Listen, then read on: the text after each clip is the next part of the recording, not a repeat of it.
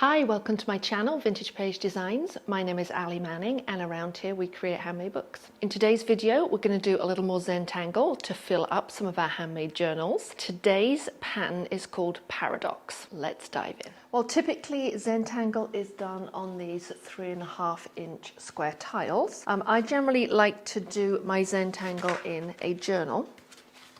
This is the one I'm going to be working in today. However, I'm going to show you how to do the Paradox pattern on a large piece of paper, then on a small tile, and then I'll show you how I translate this into my journal. Here's an example of some Zentangle tiles which just have Paradox on, so they're called monotangles. And then here are a couple of tiles that have different patterns including Paradox. Here's the large piece of paper I'm going to demo the pattern on. Now I want you to cast your mind back to geometry class and triangles, and Paradox is made up of, they're almost isosceles triangles, not quite, but if you remember, an isosceles triangle had two equal sides and then often it just had a skinny base. It could be a different shape, but oftentimes that's what an isosceles triangle looks like. Kind of skinny wedge shape like that. This is the basis for Paradox. So here is our oversized tile. It's about 8 inches square. So let's just draw the border by hand. No rulers around here. Now Paradox can be done in a triangle or in a square. I'm going to show you both. Let's start out in the square. So I'm going to start in the top right corner of my, top left corner of my square. And I'm going to come from the tip of this corner right here down to this adjacent edge, just along a bit to create one of those triangles. So we're going to create a long, skinny triangle, like that. And then we're going to turn our paper such that now, here's the base of the other triangle. We're going to start at the tip here and bring it all the way down to create another triangle. And we're going to turn it 90 degrees from this tip. So the base of the previous triangle, we're going to go to this tip here and draw another isosceles triangle. Now these are wavy lines because this piece of paper is too big. If you were working on a small tile, you'd be able to get straighter lines. Let's turn 90 degrees, the base of the triangle, tip to base. And you're just going to keep turning 90 degrees to fill in the whole of the square. Down like that. Turn 90 degrees. Down like that. Turn 90 degrees.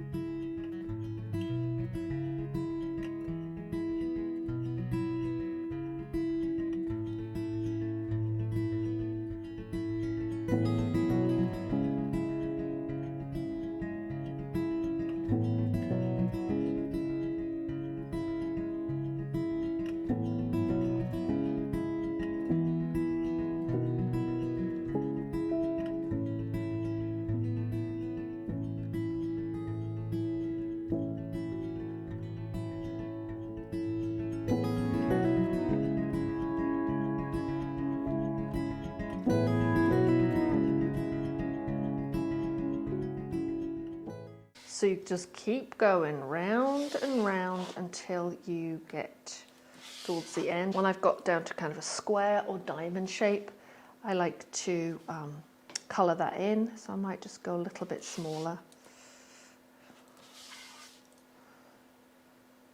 So I guess I'm going to colour this in. You certainly don't have to, that's optional, but I like to kind of put a little black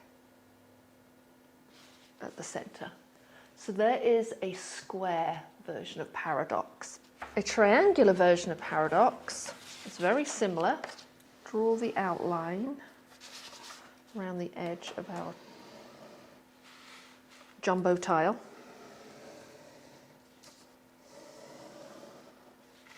And then split it in half diagonally. And I'm going to put paradox in this triangle right here. So it's exactly the same. Instead of going around all 4 sides of a square, we just go around 3 sides of a triangle. So we start in this top corner and then bring it down to create that skinny triangle. Here's the base of our first triangle. We'll start at the edge right there and create another one. It's kind of tricky with this big tile. But hopefully you get the idea. Turn and come down. Turn, create another skinny triangle. Just keep going. Trying to get the spaces between each triangle even as you can.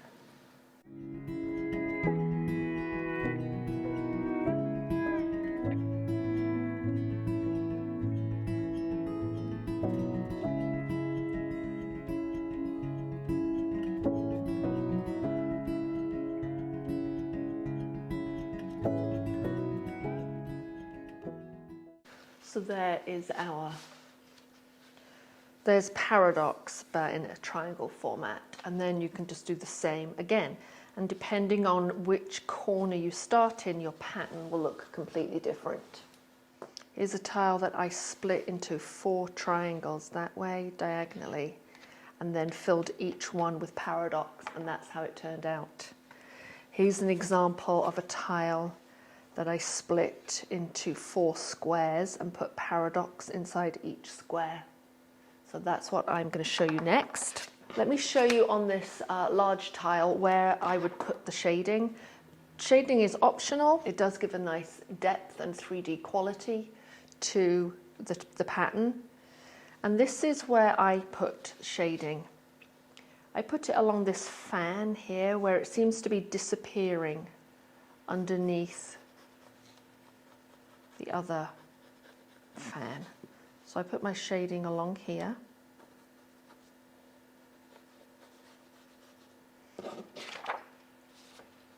Twist and put my shading along here. So on this side of the line, where these long, this kind of fan meets this curve.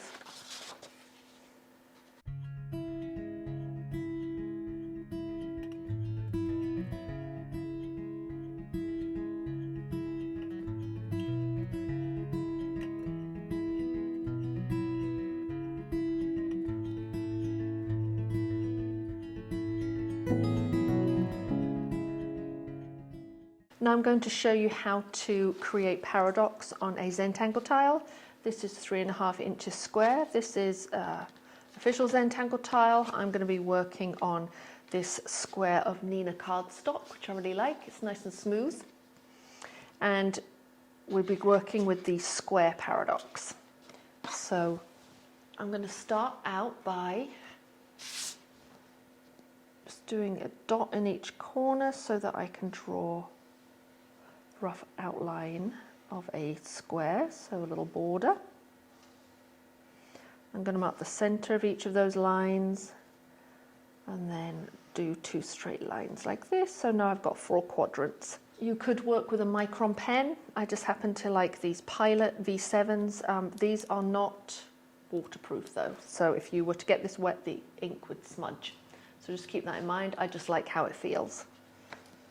I'm going to go along the outside edge. You can erase the pencil afterwards, but often I find that it disappears once I'm finished. Let's split this in half. And I'm just going to go beyond that pencil line. So let's start by doing paradox in this square right here. What I like to do is I like to mark the top with an X and then always rotate my tile in the same direction. So I can choose clockwise, I can choose anti-clockwise, but I always like to know where I started and then rotate. I like to rotate clockwise. You'll see what I mean in a minute. So let's start in this top left square in the top left corner, and we'll start filling it with those little narrow triangles.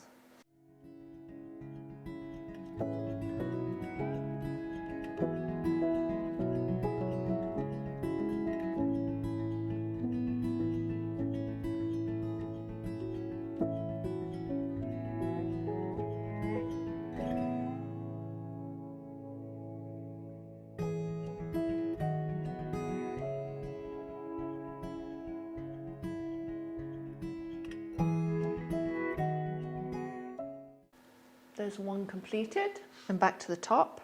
Remember, I'm always turning clockwise, so I'm going to turn my tile clockwise, start at this square, the top left, and start in the top left corner, and repeat.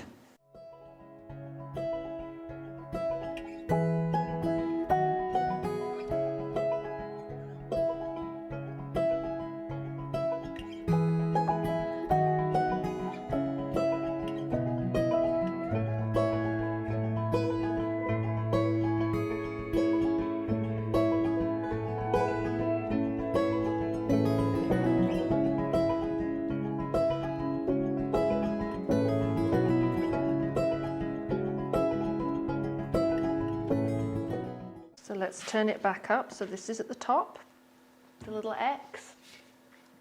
We'll turn clockwise again, start in this top left corner. Hopefully you should be able to see the fan pattern starting to appear.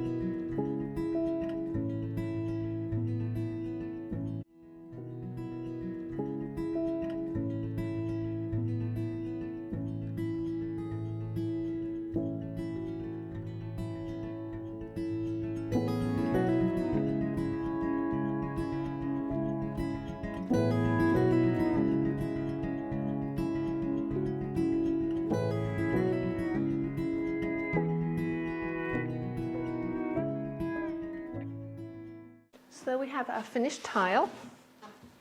We have all these intersecting fans.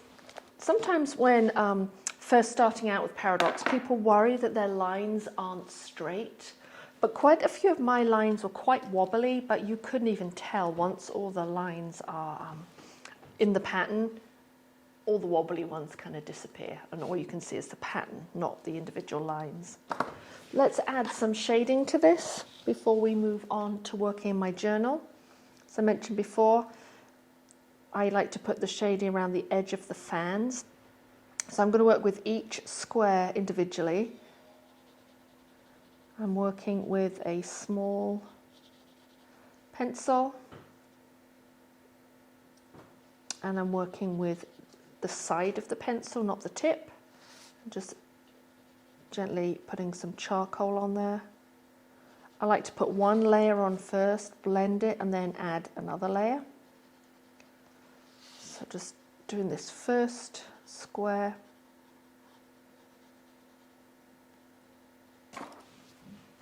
Go with my blending stump and just do little circles. Feathering it out so it kind of disappears into nothing.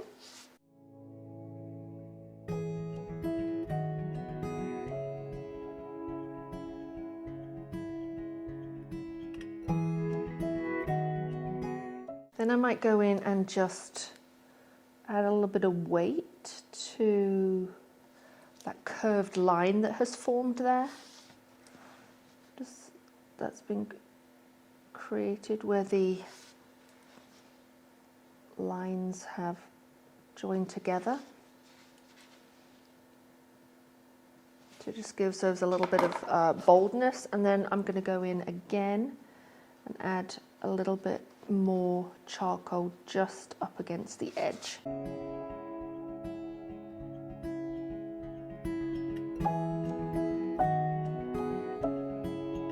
Here's the completed tile with all of the shading done. This is the kind of thing that I'll just keep working on and working on until I feel it's right. Here's the finished tile. I'll probably still keep working on the shading till I get it blended just how I like, but you get the idea. There's a big difference between a shaded and unshaded paradox pattern. So now I get to work in my journal, which is really where I like to do Zentangle. Although the tiles are fun, I really like working on these painted backgrounds. This is a layered accordion book. I'll put a link to the class where we made this. This was one of our 5-day challenges, and we did a whole bunch of accordion books, which are perfect for Zentangle. What I have done here is put in some lines for a quote, not actually a poem, that I will keep filling in here. And then I have done these sort of long vertical strips of Zentangle. So I'm going to add in a couple lines of paradox. I'm going to flip this around so that this is on my left. So this is how I would add paradox to my journal, and put a piece of paper under here to protect the accordion base underneath. I'm going to create another column just by doing a wavy line along here, and then I'm going to divide it into squares. And I'm going to just give my lines a little wave. And I will add another line right here to give it some definition. I'll probably wind up colouring that in black. And now I am just going to do paradox in each of these squares. But as you might imagine, if I did each square individually, I would have to be turning the book, turning the book, turning the book. That would take forever and a day. I'm going to do the first stroke in each of the squares and then turn the book 90 degrees, do the next skinny triangle, then turn the book.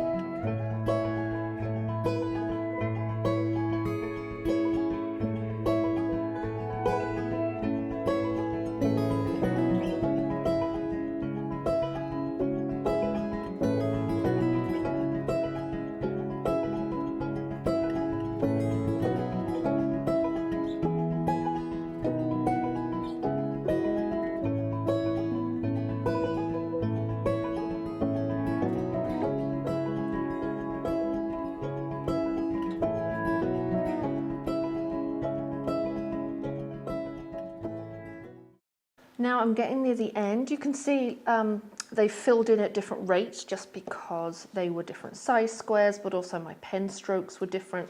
So I can go in on each individual one now and just finish up with a square or a triangle. I'll probably go square, like this.